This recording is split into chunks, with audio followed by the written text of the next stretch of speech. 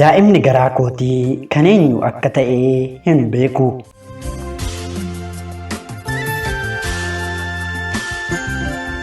Qormaata jireenyaa kutaa 16ffaa akkam jirtu hordoftoota koo, nageenyi koo kabajaaf jaalalaa lafa isin jirtanitti isin haa dhaqqabu.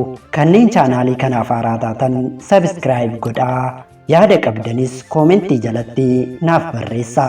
Seenessi kun yoo isinitti tole immoo laayikii tuqaa, namoota kan biroofis sheer gochuun na jajjabeessa. Kanneen seenessa qormaata jireenyaa kana kutaalee darban hin dhaggeeffanne ammuma YouTube chaanaalii Mulugeetaa Ofishaal jedhu kana jala seentanii dhaggeeffachuu ni dandeessu. Seenessa qormaata jireenyaa kutaa 15ffaa darbe keessatti seenaa yaadanii mata duree qormaata jireenyaa jedhuun beekan. Tasa osoo isheen hin argin bakka hojii isheetti itti ol seenee dhiifama naaf gootee jaalala dura naaf qabdu sana natti agarsiiftu malee si dhiisee hin deemu jedhee hedduu akka ishee rakkisaa ture. Yaadaniin immoo icciitii jireenya ishee fi bu'aa ba'ii keessa dabartee eenyummaa ishee kan isheen qofti beektu sana isatti himuuf hedduu rakkachaa turuu ishee beekanis siin ala jireenyi na jibbisiisee jira, si dhabee jiraachuu hin danda'u jedhee baay'ee ishee rakkisnaan karaa cabee haa yaasu ittan hima. Innuu eenyummaa koo yoo bare yaada na dhiisee deema jechuun waan dabarsite hunda itti himuuf murteessite akka turte, garuu humnaa fi haamilee itti waan dabarsite kan hunda ittiin isatti himtu waan dhabdeef manatti fudhattee galtee irbaata affeertee ofii isheefis oonnachiiftudha jettee waan yaaddee dhugaatii fudhattee sana booda miira machiin itti obbaafachuuf akka turte, garuu akka yaaddee icciitii dhoksaa isa ishee bira jiru sana itti himte osoo hin taane guyyaa sana miira kan biraa keessa akka waliin bulan, kana jechuun of eeggannoo tokko malee fedha foonii akka waliin raawwatanii turan isin biraan gaheen ture. Guyyaa har'aas seenaa bu'aa ba'ii jireenya yaadanii kan itti aanuu fi kutaa 16ffaa bifa kanaan isiniif qabadhee dhiyaadheen jiraatii hiriyoota keessaniif sheer gochuun na jajjabeessan, akkasumam isinis viidiyoo kana laayik gochuun hanga dhumaatti dhaggeeffadhaan affeerraa kooti. Yaadaniin beekaa waliin buluu isheetiin baay'ee rifatte. Kun akka ta'u gonkumaa hin barbaanne ture. Ganama barii inni dursee hirribaa ka'ee yoo ciree qopheessu argitee waan gooteen hedduu itti dhaga'amu irraa kan ka'e osoo fannistee of ajjeeftee itti tola. Isa waliin fedha foonii raawwachuun ishee akka waan beekaa ajjeeftetti itti dhaga'ame. Amma egaa waliin bulanii jiru. Kana jechuun beekan HIV'n waan qabamuuf carraa gara kanaadatti deebi'uu gonkumaa hin qabu. Kun immoo sababa isheetiin ta'uun sammuun ishee boqonnaa akka hin arganne ishee taasiseera. Beekii maaloo dhiifama naaf godhi jetteen imimmaan ishee eessaa akka dhufe osoo hin beekamne maddii isheerra lola'ee darbees harma ishee isa haalan hin haguugamne sana jiisee jira. Kan darbe darbee jira. Jaalatamtuu koo maaloo na jalaan dhiphatin, immoo galgala miira machiin akka na jaalattu natti himtee jirta. Kanaaf anaaf jaalalli kee qofti gahaadha jedheen. Innis gammachuudhaan kolfee seeqqachaa ofitti qabee rifeensa ishee lallaafaa sana sukkuuma fi inumaa imimmaan yaadanii immoo hammaataa dhufe. Beekaa dhabuu ishee caalaa sababa isheen miidhamni inni miidhamu baay'ee ishee yaaddesse. Beekan ofitti ishee qabee yeroo dheeraaf laphee isaa irratti hammatee turus yaadaniin garuu isatti maxxantee waan isatti himuu barbaaddu buustee baasuun ofii ishee waliin falmii keessa galtee rakkachaa turte. Yeroo kanam beekan gidduudhaan yaadii koo jedheen ol jettee ija ishee sodaa, dhiphinaa fi imimmaaniin guutame sanaan ija isaa keessa ilaalte. Maaloo addaan fageenya fi qaawwan gudduu ture irraanfadhu. Yaadi jaalala gidduu keenya jiru qofaa haa dhaggeeffannu. Lubbuu koo dhala godhannee ija keenyan haa ilaallu. Haadha manaanaaf ta'e sana booda yoo barbaadde Kanaadattiin si fudhadha. Yoo hin barbaannes asuma biyyatti akka mootitti ittan si kunuunsa jedheen ija isaan kadhachaa. Osoo dur ta'ee yaadaniin yeroo kana dhageessuu hammam akka gammachuun machooftu yaadde. Amma garuu hedduu itti dhaga'amee abjuun ishee fi abdiin qabdu hundi duwwaa jalaa ta'e. achiin ol jettee beekaa ofirraa dhiibde. Sigaa kun hundi abjuu duwwaa kan waan tokko hin baafnedha. Waa'ee koo waan ati hin beekne baay'eetu jira. Ani jalqabumaa jireenya gaariidha jedhamu hin qabu. Haa ta'u malee jireenyi koo kan daandii gadhiisu eegale guyyaan jalqaba si waliin mana siree bule sana irraati. Achi boodas wantoonni narra ga'an anaaf hedduu ulfaatoo turan. Abbaan buddeenaa koo naman ani hin jaalannee fi umuriin baay'ee na caalutti akka neerumuuf dhiibbaa narratti gochaa ture. Irra darbees nama sanaan gudeeddan dirqee akka narratti raawwatu taasisee jira. Sana booda kanan garaatti naafuu koo bare. Garuu yeroo sanatti daa'imni garaa kootii kan eenyu akka ta'e hin beeku. Yeroo miidhaan kun narra gaheen turtii walitti dhoo keessa si waliinis buleen jira. Haa ta'u malee daa'imni gadaamessa kootii kan kee ta'uu fi kan nama sanaa ta'uu waanan adda baafadhe. Waanan hin qabneef ulfa sana baasuun filadhe. Sanarra darbees ofii kootifuu jireenya jibbee of balleessuuf yaaleen ture. Sunis fedha Waaqayyoon taane jireenya gara babbade dubartii sagaagaltuu ta'ee jiraachuun jalqabe. Ishumtuu jireenya itti inaafan taatee akkan dhukkubsadhee keessaa bahu ta'een ture. Caarrichi sanaaf gaarii ture. Garuu maal fayyadare? Achi boodas sababa ofittummaa rooban garasumatti akkan deebi'uun ta'e. Maal kana qofaree kan caalus kan narra gahe yeroo kanadha. Beekii eelaa koo kanan bara meeqa qofaa waliin rakkachaa ture. Kanan nama itti maddu dhabeen har'a gadi sitti guuraa jira. Na dhagahaa jirta miti jetteen madaa ishee kan waggoota meeqaf waliin rakkachaa turte imimmaaniin dabaaltee furgaafachuu ettuma fufte. Ani gara kee dhufuuf yeroon adeemsa jalqabu bineensi namaa roobaa jedhamu karaa dadhabbii kootii seenee haa caaludhaa jireenya koo gara baballeesse. Achiin anis gara hojii sagaagalummaa koottiin deebi'e. Miidhaa roobaan narraan gaheen jireenya biyya kanaa irraa yeroo dhumaaf abdii akkan kutadhu waan na taasiseef biyya kanaa bahuun murteesse. Biyyaa ba'uuf garuu maallaqa gahaa waan hin qabneef gara hojii sagaagalummaatti akkan deebi'u kan na taasise immoo tokko kanadha. Hojii sanaanis maallaqa walitti qabadhee biyyaa ba'uuf yeroon qorannoo fayyaa taasisu amanuuf waan baay'ee natti ulfaatetu natti himame. Egaa Waaqayyo jalqabuma yeroo galataan ijoollummaa koo narraa fudhatu sana na dagate mitiiree? Biyya alaa deemuuf yeroon qoratamu vaayirasiin HIV dhiiga koo keessa akka jiruu fi umurii koo hafte sagaagaltuu ta'e akkan jiraadhu natti murteessan. Sana booda anis dhiirota hunda keessattuu dureeyyii fi namoota aangoo qaban filadhee haaloo isaan irratti bahuu ittiin fufe. Dhumarrattis osoon hin beekinan abbaa koo isa na dhalche mootummaa tulluu waliin fedha fooniin raawwadhe jetteen. Kana hundasaa miira keessa seentee boo'aa sagalee ol kaastee iyyitee isatti dubbachaa turte. Yaadaniin yeroo kana dubbachaa turte nama ishee dhagaheef kan isheen haasa'aa turte asoosama malee seenaa ishee isa dhugaa hin fakkaatu. Garuu seenaa ishee isuma sirrii fi dhugaa kanuma isheen dabarsite ture.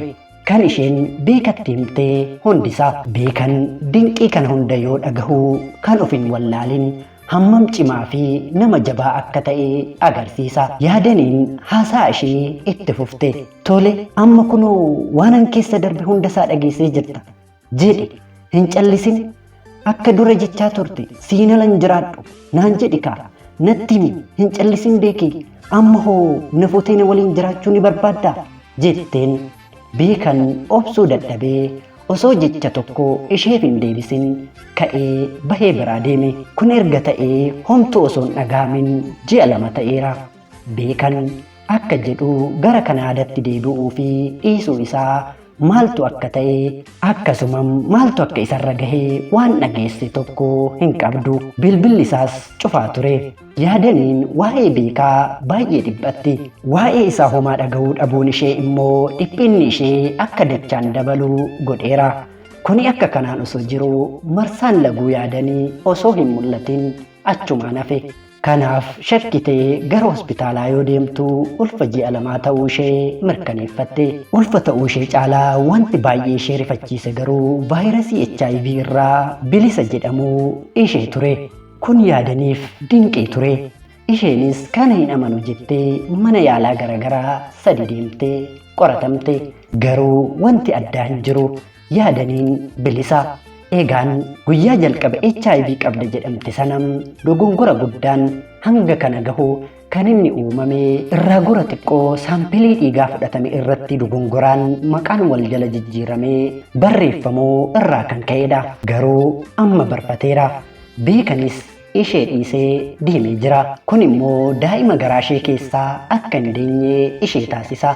Sababni isaas yaadaniin abbaa malee daa'ima akka hin guddifne jireenyi ishee inni darbee ishee dirqamsiisa. Yaadaniin daa'ima garaa ishee jiru baasisuuf murteessuu dadhabde. Sababni isaas kan ulfooftee nama baay'ee jaallattu beekaa irraayi. Garuu immoo beekan bilbila isaa cufatee jira. Teessoon isaas eessa akka ta'e wanti beektu hin jiru. Kana irraa kan ka'e immoo dahuu hin barbaanne. Yaada kanaan dhiphattee osoo jirtuu guyyaa dilbataa tokko yaadaniin mana rifeensaa ishee bantee qulqulleessaa osoo jirtuu dubartiin dargaggummaan ishee bira darbee dullumaanis kan hin qabamin reefuu umurii 30 keessa gara dhumaa irra kan jirtu wahii balbala mana hojii yaadaniin guutumatti hin banamin guutumattis hin cufamin jiru sana xiqqoo of jalaa dhiibdee bantee seente. Yaadaniin akkuma yeroo kamuu gootu maal ajajamu jechuuf yoo ofirra garagaltu yeroo hunda yaadaa kan jiraattu garuu fuulli isheen ilaaluuf ija jabina dhabdee ishee fuuldura dhaabbatee argite. Battala sanatti nama ishee ilaaleef miirri ishee maal akka ture ibsuuf jechi miira sana ibsuu hin jiru ture. Kan ta'e ta'ee yaadaniin sekondii muraasaaf erga ija ishee keessa ilaaltee booda harmi jettee bakkuma dhaabbattee jirtu kuftee diriirte. Yeroo kuftu kana osoo fiixeen teessoo mataa ishee argatee jiraatee achumatti dhiigan makamti ture. Dubartiin sun haadha yaadanii kuulanii turte. Dhugumaan intalli ishee akka achi jirtu gonkumaa hin beektu ture. Akkamitti akka mana sana galtee fi taateen guyyaa sanaa ammallee kuulaniif hibboo deebii hin qabneedha. Yeroo tokko tokko yoo namoonni ishee gaafatan akkana jetti. Maaliif akkan mana sana dhaqe? Waaqa uume qofatu beeka. Garuu jetti kuulaniin. Maddii fuula ishee bu'aa ba'ii jireenyaan waadame sana harka isheen qabattee intalli koo lubbuun jiraachuu ishee akkan arguuf fedha ergamaa Waaqayyoo ta'eeti kan ganamaan oofee achiin na dhaqe jedhee hin galateeffadhu. Sababni isaa intala koo sababa kootiin rifaatuun na jalaa ajjeesee ture jettee mataan lafa laalaa boossi. Yaadaniin osoo hin dammaqin torban 3 taatee jirti. Haati ishees taabota beektu hunda waamuun kadhannaan osoo ishee biraa hin sochoone ishee bira turte. Yeroo tokko tokko immoo achumam siree yaadanii cinaatti jilbeenfattee maaloo yaa Waaqayyo intala koo natti agarsiiftee osoo hin xumurin na jalaan fudhatin yoo barbaadde ijoollee koo xixiqqoowwan kana fudhadhu jetti. Yeroo kana osoo galataan nagahee waraanatu banama. Turtii torban 3 boodam yaadaniin dammaqxe. Waan uumamee ture yaadachuuf garuu yeroo isheetti fudhate. Turtee waan ta'ee ture yoo yaadattuu fi akkasuma haadha ishee of cinaatti yoo argitu imimmaan hoo'an bakka dugdaan ciistee jirtutti irra lola'ee gurra isheetti guute. Yaadaniin arraba ishee sochooftee afaan ishee fayyadamtee haadha ishee dhiifama gaafachuu hin dandeenye. Ija isheetiin onnee haadha ishee dhiifama kadhatte. Haati ishee of bartee dammaquu yaadanii yommuu argitu ililtaan mana yaalaa sanam raaste. Jechoota ittiin waaqa ishee galateeffattu argachuu hin dandeenye. Kana kan argan hundi haala kuulanii fi intala isheen miirri isaanii kan hin tuqamne hin jiru. Haadha fi intalli onnee irraa walitti bu'an. Guyyoonni muraasni erga darbanii boodam yaadaniin mana yaalaa sanaa baatee mana haadha isheetti galte. Obboleettiin ishee fi obboleessi ishee ijoolleen galataa guddataniiru. Yaadaniin akka waan lammata dhalatteetti itti dhagahame. Har'a yeroo jalqabaatiif gammachuu xiqqoo argite. Haati ishees ishee argachuu isheetti baay'ee waan gammaddeef eessa akka turte gaafachuun barbaanne. Galataa fi yaadaniin osoo waliin dubbisin ji'oonni 4 darbanii jiru. Yaadaniin dhukkubsattee mana yaalaa waan turteef waa'ee daa'ima garaatti baattee homaa osoo hin murteessin ulfa ji'a 6 taatee jirti. Inni kun immoo yaadanii dhiphisa malee haadha ishee waa'een abbaa mucaa intala ishee gonkumaa ishee yaaddessee hin beeku. Yaadanii guyyaadhaa gara guyyaatti waa'een beeka fi deebi'uu dhabuun isaa akkasuma egeree fi caarran gara fuulduraa mucaa ishee baay'ee ishee dhiphisuu jalqabe. Sababa kanaan yaadaniin guyyoota hedduudhaaf ni dhukkubsatti. Yaadaniin guyyaa tokko beellama waan qabduuf ganamaan gara mana yaalaa deemte. Guyyicha gaaf sanaa galataa qofatu mana ture. Gara ganamaa balballi mooraa mana jireenya isaanii rurrukutame.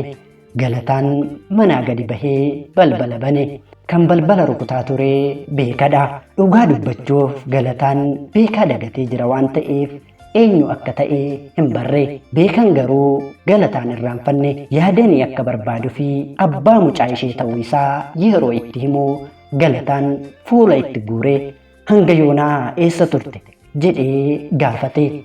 Beekan dubbii dheeressuun barbaanne dhugaa jiruu deebiseef. Biyya keessan turre jedheen. Galataan garuu isheen as hin jiraattu lammaffaa akka asitti hin deebine jedhee akeekkachiise. Egaan kabajamtoota hordoftoota koo seenaa yaadanii mata duree qormaata jireenyaa jedhuun kanan isin biraan gahaa jiru kutaa 16ffaa fi inni har'aa kanuma irratti xumuree jira. Seenessi kun gara xumuraatti dhufaa jira. Kutaalee muraasa qofatu hafe. Bu'aa bahiin jireenya yaadanii kun akkamiin waan xumuramu isinitti fakkaata?